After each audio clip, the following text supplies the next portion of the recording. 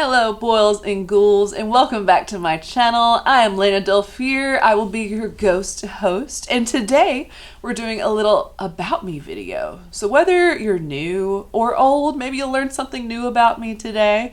I thought it would be fun to do some horror rapid fire questions and just learn a little bit more about me. But if you'd rather just scroll down and watch my horror content below, please feel free to do that. And if there's something you'd like to see me cover, comment in the comments or just say hi. Without further ado, let's get into it. My name is pronounced Lana, which I know is very misleading for my Instagram and TikTok handle, which is a play off Lana Del Rey, obviously. It's pronounced Lana, so I brought that upon myself. It hasn't always been Lana Delphier. In my past life, I was a craft beer manager.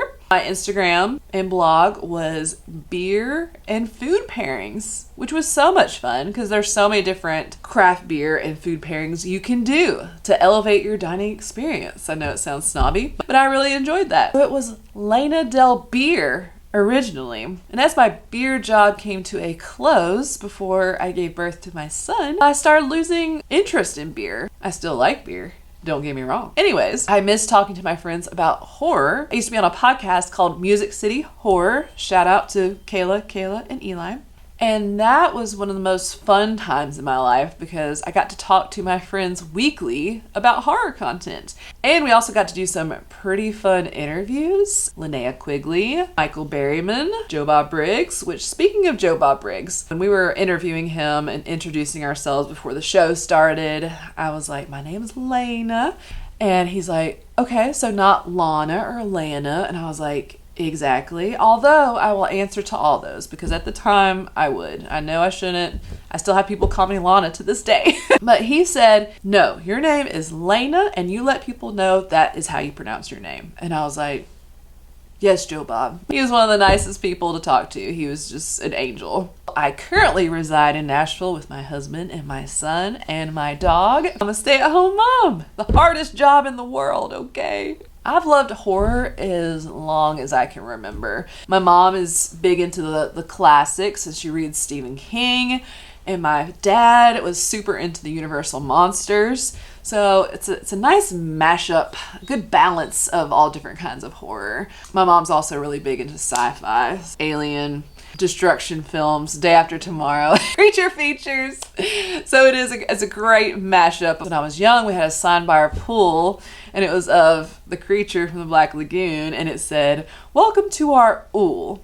Notice there's no pee in it. So that's one of the reasons the creature is my favorite Universal monster because of the nostalgia. As a child, I remember watching Disney's Fantasia, Night on Bald Mountain. Even if you watch that now, I mean, it's spooky. You got the big like demon dude on the mountain and then the ghost coming up from the cemetery. But I remember seeing that and not being really scared, but just thinking like, oh wow.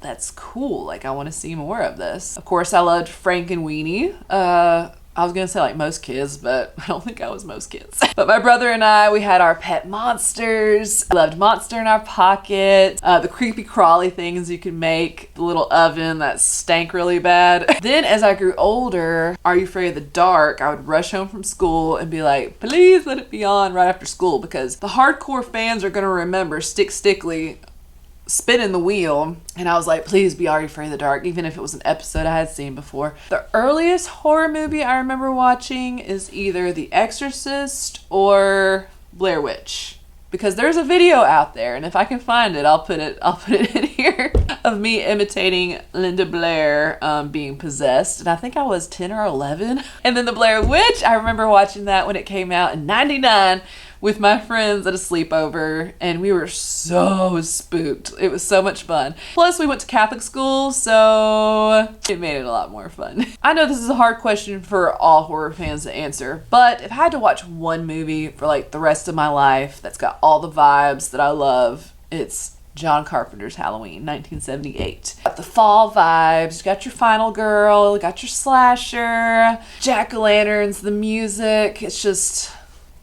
perfect to me. It's also very nostalgic because AMC, Fear Fest during October plays it all the time, and even now, I'll just turn on the TV. Whether it doesn't matter where it is in the movie, I'm gonna watch it. As far as the other ones, other Halloweens, I don't go as crazy about them, but I loved Halloween 2018. That vinyl is freaking sick, okay?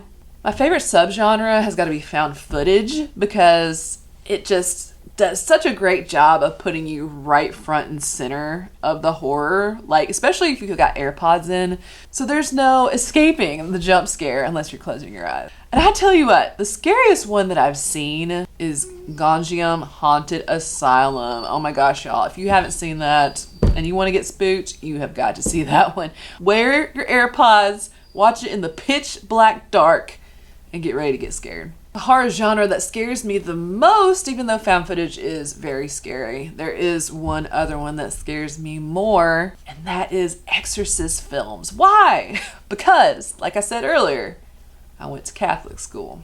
And the idea of the devil or a demon inhabiting my body is very real to me, whether the devil is real or not.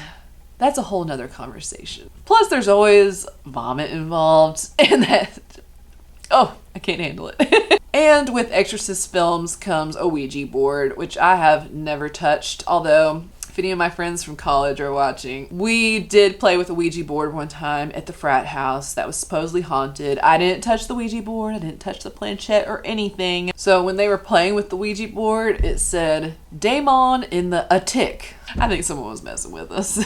Smile 2 is pretty terrifying if you ask me. I'm a sucker for jump scares, and that one had them in plentiful amounts. This answer has changed many times over the years with new movies coming out, with new scream queens. But you know who I have to go with? And I know I said Halloween's my favorite movie. Wait a second, this might surprise you. Erin from You're Next. She is a certified badass, and I hope that if my family dinner was ever interrupted by arrows flying through the window, I hope I would react like she does. Oh man, a few come to mind. One of the most recent, and I know it got a Fangoria Chainsaw Award, is for In a Violent Nature, the yoga scene. Oh my gosh, you guys. Just when you think you've seen it all, that was badass. I also love Art from the first Terrifier, sawing Catherine Corcoran's character in half. Pretty sick. This one's random, but it also came to mind is 13 Ghosts, when the glass door slices that dude in half and then just the front slides down so you see all the insides. Fucking metal. So metal. I think I'm gonna go with Nightmare on Elm Street because I think all of them are iconic. Of course, Halloween's my favorite movie, but I don't love all those movies. Friday the 13th I love as well, but if you asked me what happens past like part 2, like 3, 4, 5, 6, Goes to Hell, Manhattan, like I get so confused. I think it's because when it came on Fear Fest, I just watched bits and pieces of all these. I can tell you what happens in part 1 and part 2, Friday the 13th, but after that, I don't know. But I'm going to go with Nightmare on Elm Street. Freddy is iconic. I remember seeing his picture on posters in the video store when I was younger, and I was terrified. I was terrified of this man. I mean, you're supposed to be. Knives for fingers, burnt skin. Did not like that remake in the 2000s, though. Not good. I have to go with Jordan Peele. I feel like Jordan Peele is such a revolutionary director right now that he's just killing the game. I don't know what your opinion is on his movies. I think Everyone is a banger. Nope is going to go down as one of my favorite movies. It's so good.